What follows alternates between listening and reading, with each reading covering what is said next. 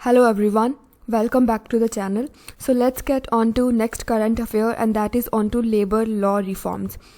Context इतना important नहीं है और प्रीलिम्स के लिए बस एक ही चीज़ को ध्यान में रखना है.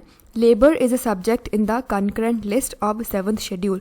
सो कौन सा शेड्यूल में? 7th शेड्यूल में. और 7th शेड्यूल किस टॉपिक पे है, किस चीज़ पे है? Division of legislative subjects between central government as well as state governments. इधर 3 लिस्ट हैं: union list, state list, concurrent list and certain residuary subjects. Union पे सिर्फ यूनियन गवर्नमेंट या सेंट्रल गवर्नमेंट कानून बना सकती है, स्टेट पे only state government and concurrent में दोनों गवर्नमेंट्स बना सकती हैं.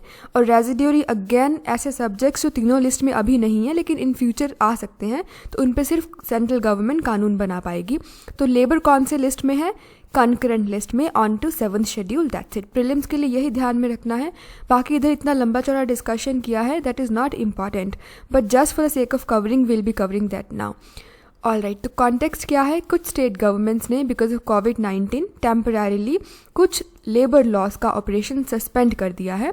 क्यों सस्पेंड किया होगा? This is either way obvious. Unemployment rate अभी इतना हाई है इकॉनमी में, थोड़ा सा फ्लेक्सिबिलिटी देंगे हम इंडस्ट्रीज़ को ताकि वो जल्दी से हायर एंड फायर कर सके, ज़्यादा टाइम काम करवा सके, इतना उनको गले में तलवार न लटकती रहे कि अब लेबर इतने ज़्यादा स्ट्रिंजेंट लॉस को इन्फोर्स करना है.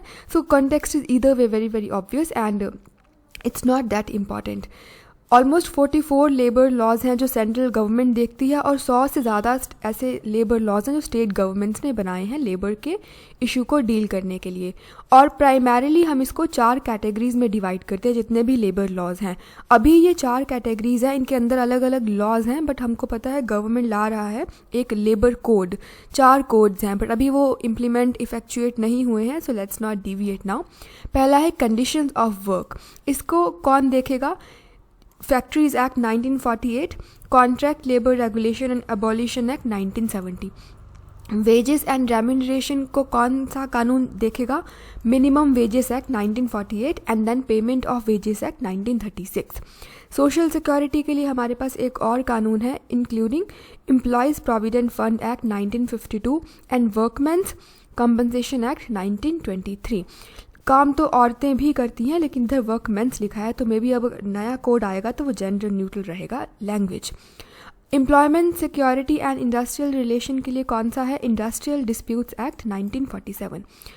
This is absolutely not important, just for the sake of covering we are covering it. कौन सा चीज़ इंपॉर्टेंट है? बस यही कि लेबर कंकरेंट लिस्ट में है 7th शेड्यूल के. That's it. उसके बाद अभी ऐसा बोल रहा है विजन का ये डॉक्यूमेंट कि बहुत ज़्यादा लॉज हैं इंडिया में और इतने ज़्यादा लॉज होने की वजह से उनका इम्प्लीमेंटेशन बहुत मुश्किल है. और ऐसे लॉज भी हैं जो बहुत ज़्यादा पुराने हैं और करंट इकोनॉमिक सिचुएशन के अकॉर्डिंग वो ठीक भी नहीं बैठते. एंड ब्रॉडली ये सब जो लेबर लॉज हैं, ब्रॉडली जनरली कोई हार्ड एंड फास्ट रूल नहीं है. इधर 7 से 8% ही हमारे इधर ऑर्गेनाइज सेक्टर वर्कर हैं, उन्हीं को इन सब कानूनों का लॉस का फ़ायदा मिलता है. और ओवर 90% पीपल अनऑर्गेनाइज्ड सेक्टर में है, तो उनको तो वैसे भी इन कानूनों का कोई फ़ायदा नहीं मिलता. सो दिस इज़ इट. अगेन अभी कौन से स्टेट गवर्नमेंट ने चेंजेस लाए हैं? मध्य प्रदेश एंड उत्तर प्रदेश. प्रिसाइजली कौन कौन से चेंजेस हैं ज़रूरत नहीं है पढ़ने की, लेकिन फिर भी एक आइडिया अगर लाना हो हमें तो जल्दी से हायरिंग एंड फायरिंग हो सकेगा जब भी एम्प्लॉय चाहेगा. वर्किंग आवर्स अभी 8 से 12 घंटे हो सकते हैं, हमको पता है as per national labour organisation. और ईदर वे 8 घंटे ही दिन में हम किसी से ऑफिशियली काम ले सकते हैं. 8 से ज़्यादा अगर लेना हो तो फिर ओवर टाइम पेमेंट रहेगा, लेकिन अभी इधर बोला गया है कि कोई ज़रूरी नहीं है, आप 8 से 12 घंटे तक काम ले पाओगे. That's it. और भी बहुत ज़्यादा नॉर्म्स को ईज आउट किया गया है जो कि हमको पढ़ने का ज़रूरत नहीं है. And if you got very inquisitive mindset then please pause the video and try reading it on your own. उसके बाद हमें अब इसका ज़रूरत क्या है? मेंस के लिए हमें ये सब एनालिसिस चाहिए, not for prelims, but let's just cover it quickly. पहला तो कोविड शॉक है जिसकी वजह से either way supply side shut down था, इंडस्ट्रीज़ बंद थी, फैक्ट्रीज बंद थी. और अभी आपको अगर दोबारा से ऑपरेशन स्टार्ट करना है तो थोड़ा सा लीवे दिया जाएगा एम्प्लॉयर्स को कि आपको कोई टेंशन लेने का बात नहीं है. लेबर्स के लिए आप हायर करिए, फायर करिए, कम वेज पेमेंट. वेज तो खैर कम का नहीं, अभी इतना ज़्यादा भी लूज लैंग्वेज नहीं यूज़ करना है हमको. So broad idea would suffice that this is how it is. Employment opportunity, तो this is either way obvious. अगर अनएम्प्लॉयमेंट रेट अगर ऑलमोस्ट 30% टच कर रहा है, 27.1%, तो as a supplier of labour either way आपका बार्गेनिंग पावर इतना नहीं है, तो लॉस भी स्ट्रिक्ट रहेंगे तो फिर एम्प्लॉयर तो बिल्कुल हायर नहीं करेगा। सो एम्प्लॉयमेंट अपॉर्चुनिटीज़ जनरेट हों इसलिए थोड़ा सा ईजी करा गया है लॉस को, उनका सस्पेंशन टेम्परेरीली किया गया है, उनके इन्फोर्समेंट को टेम्परेरीली सस्पेंड किया गया है। उसके बाद डेवलपिंग मैन्युफैक्चरिंग बेस, अभी ये सब just for the sake of writing हमने लिखा है, अब इतना भी नहीं है कि आपने टेम्परेरीली लेबर लॉस को सस्पेंड कर दिया तो सब कुछ अच्छा हो जाएगा अचानक से ही, but just for the sake of writing vision has written this and just for the sake of covering we are covering it. Developing manufacturing base कैसे, अगर हमारे इधर ठीक ठाक जैसे ही लेबर लॉज हैं, एम्प्लॉयर्स को आज़ादी है ईजीली वो लेबर को फायर करे हायर करे, तो ठीक है वो आके इधर इंडस्ट्रीज़ इस्टेब्लिश करेंगे, not just domestic producers but even multinational corporations. और चाइना का फैक्टर भी है उधर, अभी कोविड-19 का वजह से सब इंडस्ट्रीज़ माइग्रेट करने का ट्राई करेंगे, अगर इंडिया में कंजीनियल एटमॉस्फेयर रहेगा तो हो सकता है वो इंडिया में भी आ सके, दैट्स इट। उसके बाद जैसा प्रोडक्शन टू फुल कैपेसिटी, तो ठीक है अभी हमारे पास मशीनरी है, कैपिटल है, लेकिन लेबर भी चाहिए, अगर लेबर उसको सब्स्टिट्यूट नहीं करेगा कैपिटल को तो फुल कैपेसिटी में प्रोडक्शन पॉसिबल नहीं है। So labour is very very important. और दूसरा चीज़ है हमारे फैक्ट्रीज़ एक्ट के अकॉर्डिंग, अगर आप पावर पे चलते हो, रनिंग मशीनरी है जो पावर पे ऑपरेट करती है, और लार्जली आजकल सभी पावर पे ही ऑपरेट करेंगी, ये factories act mid 20th centuries का है, तब काफ़ी सारा फैक्ट्रीज़ थी जो पावर पे नहीं थी, मैन्युअली भी ऑपरेशन चलता था। तो ईदर वे अगर आपका पावर पे ऑपरेशन है, इलेक्ट्रिसिटी सब मशीन्स चलती हैं, कोल से ऐसा कुछ है, तो अगर 10 से या उससे ज़्यादा एम्प्लॉयज़ हैं तो आपको कंपलसरीली रजिस्टर करवाना पड़ेगा, और आपको कंपलसरीली रजिस्टर करवाना पड़ेगा तो फिर सारे कानून आप पे लागू होंगे as an employer, as an industry. So this is it. No this is not it, this is just one more point, बहुत लंबा चौड़ा इन्होंने एमए उसके साथ लिंक कर दिया। ये बोलना चाह रहे हैं कि ईदर वे पीपल और employers they are not very willing to employ more than 10 workers because otherwise they would end up being a part of all these laws and everything under organized sector they would be coming। तो उस चीज़ को खुद को बचाने के लिए वो 10 से ज़्यादा वर्कर नहीं हायर करेंगे, तो ठीक है उन्हीं से ज़्यादा काम करवाया जा सकता है, वो 8 की बजाय 12 घंटे काम कर पाएंगे। सो दिस इज़ इट। तो शॉर्टेज ऑफ मैन पावर को हम ओवरकम कर सकते हैं, तो ऐसा मैन्युफैक्चरिंग सेक्टर को बूस्ट मिलेगा। ऐसा ही बिना मतलब का लिंक कर दिया है इन चीज़ों को, सो दैट्स इट। उसके बाद इश्यूज़ क्या हैं, पहला तो obviously so obvious, I mean issues are really good and important. आप वर्कर्स के राइट्स के बारे में नहीं सोच रहे हो, बस डाइल्यूट कर दिया वर्कर्स के राइट को एंड उनका एक्सप्लॉयटेशन ही है। आप सिर्फ और सिर्फ लेबर को नहीं एक्सप्लॉयट कर सकते अपनी इंडस्ट्रीज़ या मैन्युफैक्चरिंग बेस को बूस्ट करने के लिए, there are lot of other things that can be done.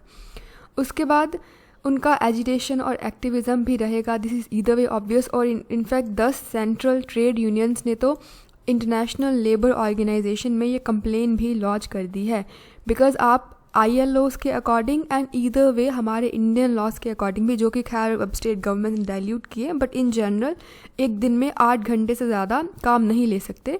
Worker का फिर मर्जी रहेगा, बट हमको अभी इतना खिचड़ी नहीं पकाना। Broadly 8 hours is a working day in a day.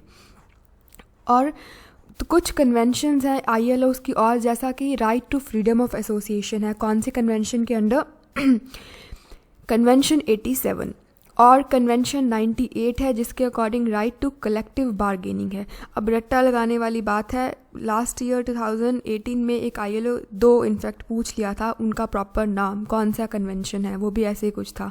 So 87 is about right to freedom of association, 98 is about right to collective bargaining.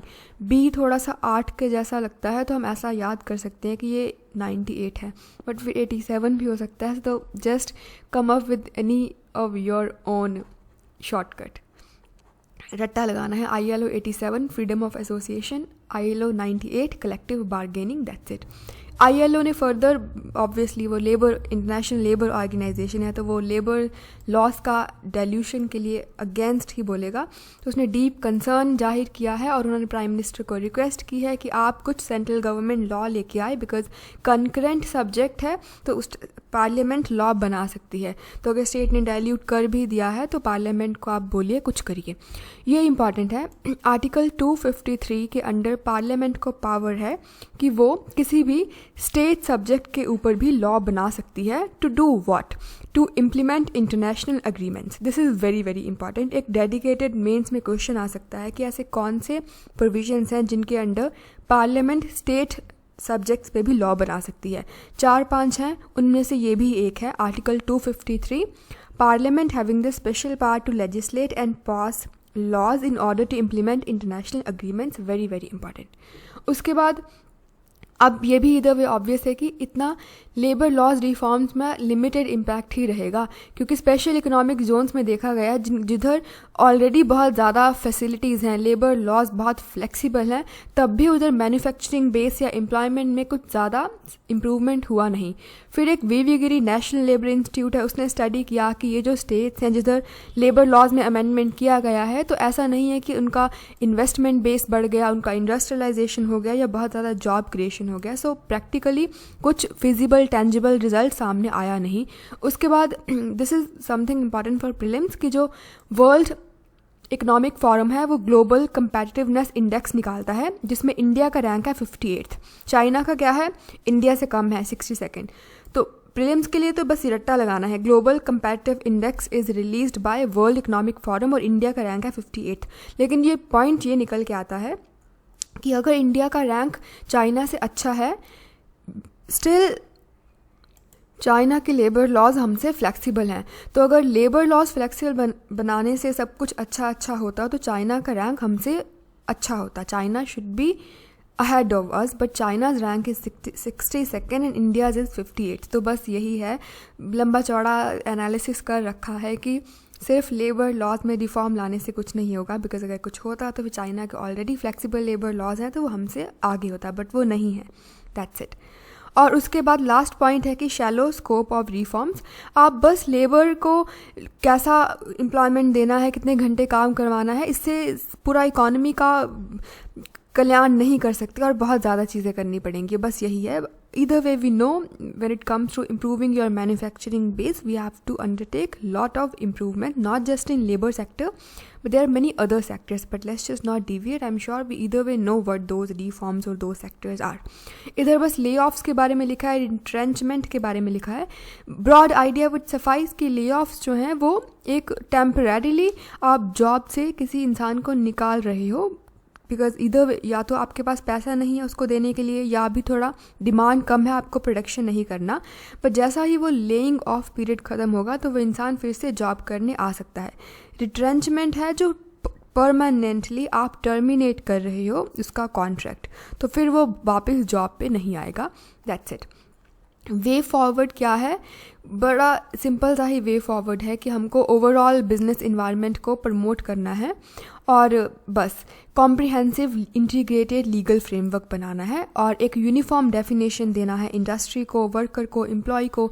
ऐसा नहीं कि हर एक 4-5 एक्ट्स हैं, 4-5 एक्ट्स के अकॉर्डिंग अलग अलग तरीके से डिफाइन किया गया है। So there has to be standardisation of everything, be it your definitions, be it anything. So that's it. बाकी आप पॉज करके पढ़ सकते हो। मेंस के लिए ही ज़्यादा ज़रूरी था, प्रीलिम्स के लिए कुछ खास इन्फॉर्मेशन थी नहीं, बस वो 2 पॉइंट्स थे। अभी नेक्स्ट है impact of energy efficiency measures for the year 2018-19 report. Absolutely not important, और इतना लंबा दिया है ना ये 2-3 पेजेस का। प्रीलिम्स के लिए हम चीज़ें देखते हैं। पहला चीज़, ब्यूरो ऑफ एनर्जी एफिशिएंसी क्या है? ये एक बॉडी है, स्टैट्यूटरी बॉडी है। किसके अंडर आती है? मिनिस्ट्री ऑफ पावर के under. This is really important. So bureau of energy efficiency, statutory body, ministry of power के अंडर आएगी। कौन सा स्टैट्यूट है?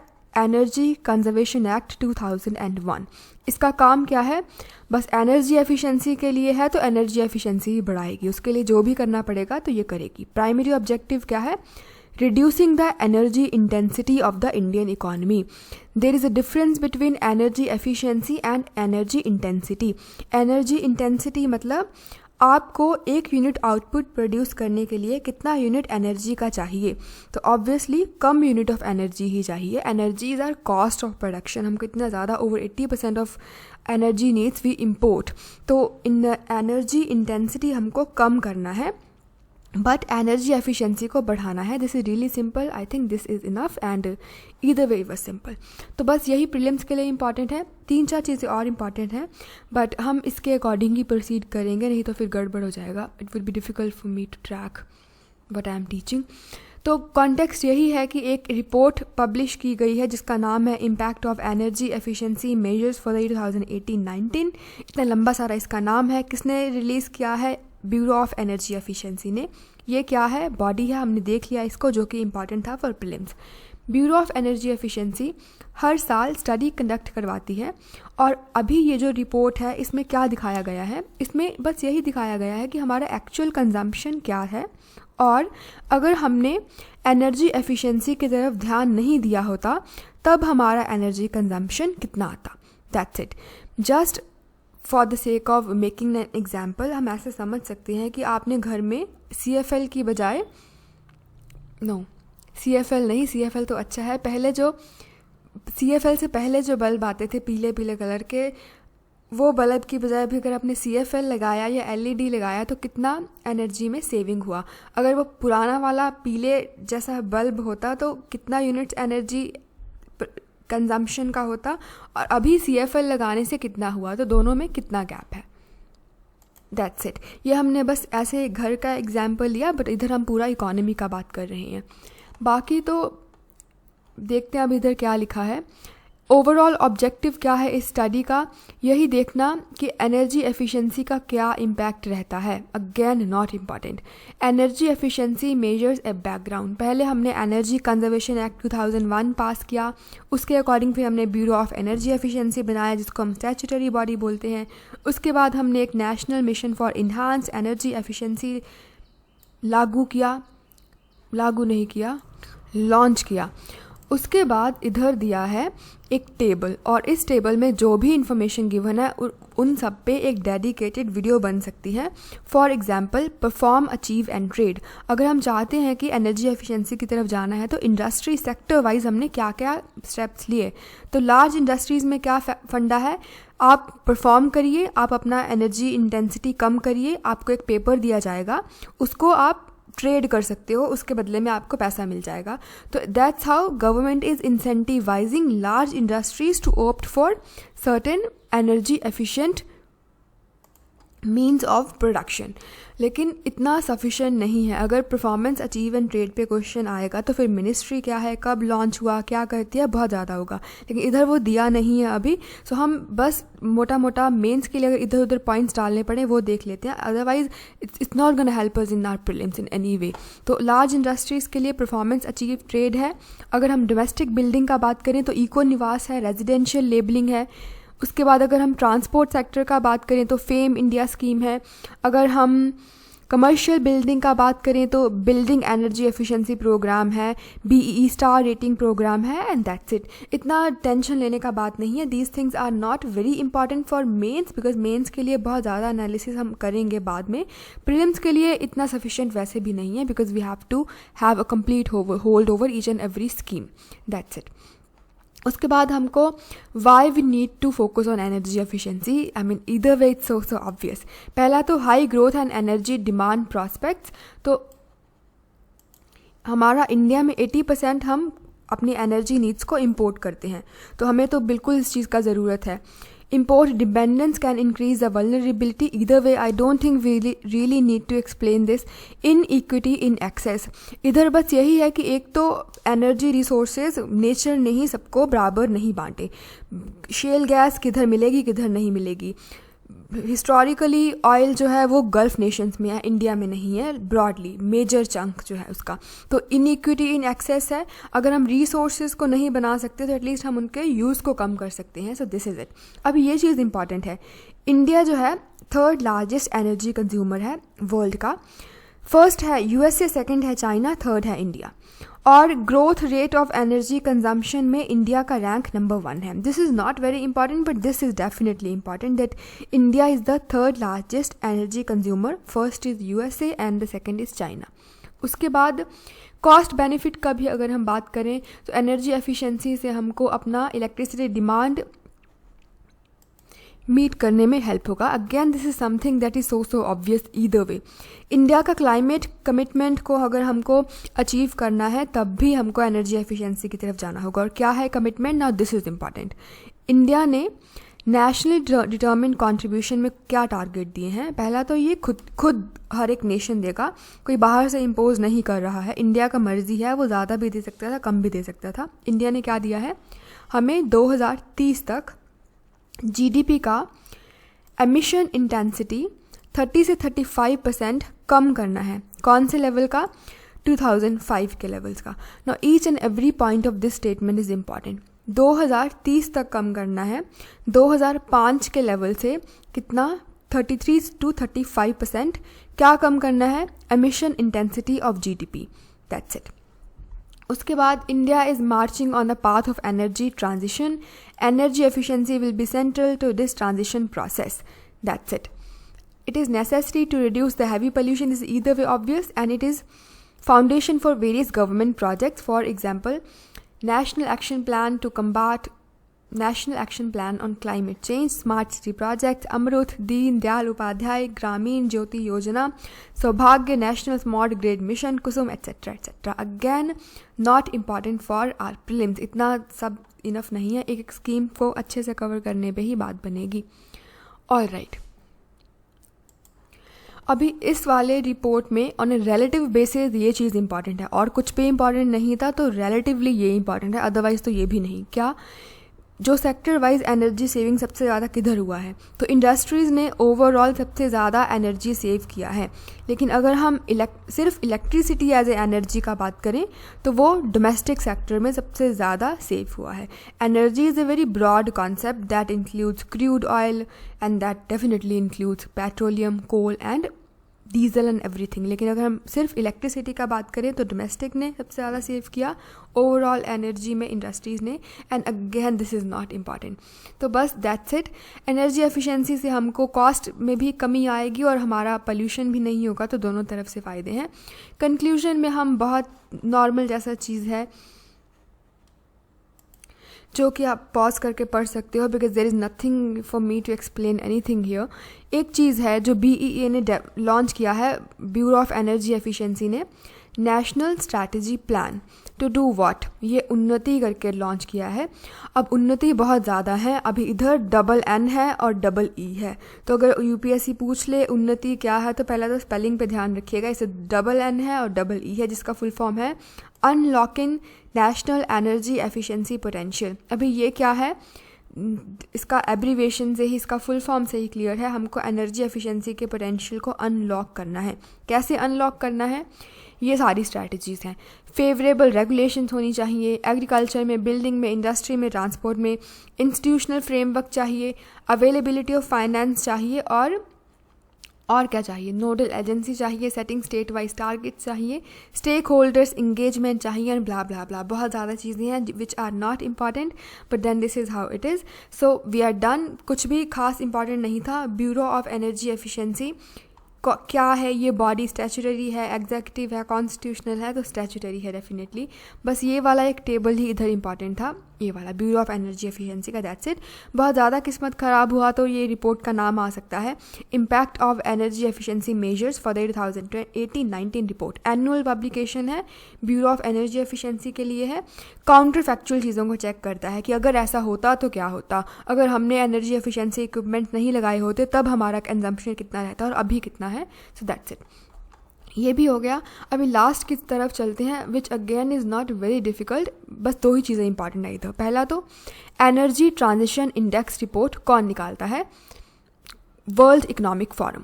That's it. क्वेश्चन आएगा तो यही आएगा, who releases the energy transition index report? World economic forum. दूसरा पूछ सकते हैं इंडिया का रैंक क्या है, तो इधर रहा इंडिया का rank 74th. That is it. उसके बाद बहुत ज़्यादा किस्मत ख़राब हुआ तो कुछ और पूछ सकते हैं. फॉर एग्ज़ाम्पल, हमको कौन सा डायमेंशंस हैं ऐसा जो इनेबल करती हैं कि हम ट्रांजिशन कर सकें एनर्जी एफिशिएंसी की तरफ। हम चाहते हैं कि हम रिन्यूएबल एनर्जी की तरफ जाएं, तो ऐसा इस ट्रांजिशन में कौन से फैक्टर्स हमें इनेबल करेंगे? This is either way obvious, हमें कैपिटल चाहिए और इन्वेस्टमेंट चाहिए। हम सोलर एनर्जी चाहते हैं लगाना, तो हमें उसके लिए सोलर पैनल्स चाहिए, लैंड चाहिए, तो definitely that comprise of capital and investment. उसके बाद रेगुलेशन एंड पॉलिटिकल कमिटमेंट चाहिए।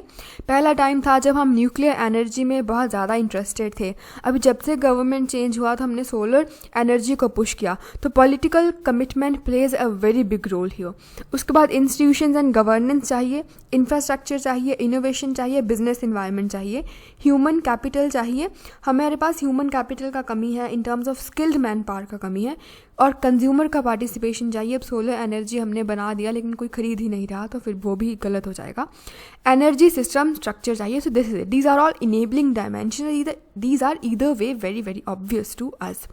उसके बाद ये एक ट्रायंगल बनाया है, इसको बस ऐसे समझ सकते हैं कि हमको एनर्जी ट्रायंगल में 3 चीज़ें इंपॉर्टेंट हैं: energy access and security, environmental sustainability and economic development and growth. हम चाहते हैं कि सोलर एनर्जी की तरफ जाएं because solar is a renewable form of energy, उसका सस्टेनेबिलिटी रहेगा इन्वायरमेंट का। लेकिन अगर इनफ एनर्जी ही इनफ इलेक्ट्रिसिटी ही जनरेट नहीं हो रहा सोलर एनर्जी से, तो फिर हमारा इकोनॉमिक ग्रोथ सफ़र करेगा। तो हमें एनर्जी सिक्योरिटी भी इंश्योर करना है। ऐसा नहीं है कि बस पूरा का पूरा ट्रांसफॉर्मेशन कर लिया सोलर की साइड और अभी ब्लैकआउट हो गया अगर सन छुप गया तो।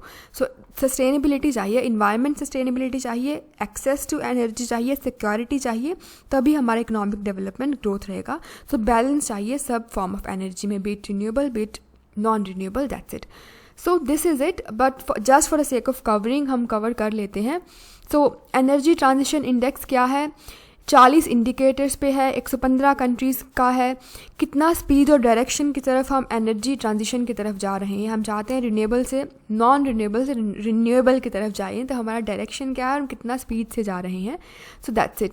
वर्ल्ड इकोनॉमिक फोरम इसको निकालता है, उसका पार्ट क्या, किस चीज़ का पार्ट है? Fostering effective energy transition initiative, which is absolutely not important. 2017 तक इसको हम बोलते थे energy architecture performance index, which is again not important. So this is it. India का रैंक क्या है वही हमको याद रखना है। और एक और फाइंडिंग रही है इस रिपोर्ट का, जो नेशंस हैं उनका अलग अलग जैसा प्रोग्रेस रहा है इस एनर्जी ट्रायंगल के तीनों चीज़ों पे। So that is it. और लास्ट चीज़ है कि टॉप परफॉर्मर और बाकी सारे नेशंस का जो परफॉर्मेंस है उनमें गैप कम हो रहा है, which is absolutely not important. तो हमने कवर कर लिया। इंडिया का रैंक है 74, निकालता है world economic forum, that is it, that's it. तो बस 30 मिनट का वीडियो हो गया, बाकी कल हम कवर करेंगे sugar industry in India. Thank you so much for watching and goodbye. There is just one clarification. कल बोलते बोलते बैंकरप्सी के टाइम में मैंने बोल दिया था कि बैंकरप्सी बैंक डिक्लेयर करेगा। इंसॉल्वेंसी का मतलब है एक एंटिटी अपने लोन को नहीं पे बैक कर सकती, और बैंकरप्सी का मतलब है कोर्ट डिक्लेयर करेगा, नॉट बैंक बट कोर्ट, कि ये जो एंटिटी है अभी अपने ड्यूज को नहीं वापस कर सकती। So there was just an error on my part, बोलते बोलते बैंक की जगह कोर्ट की जगह बैंक बोला गया। So this is it, we are done. Thank you so much for watching and good bye.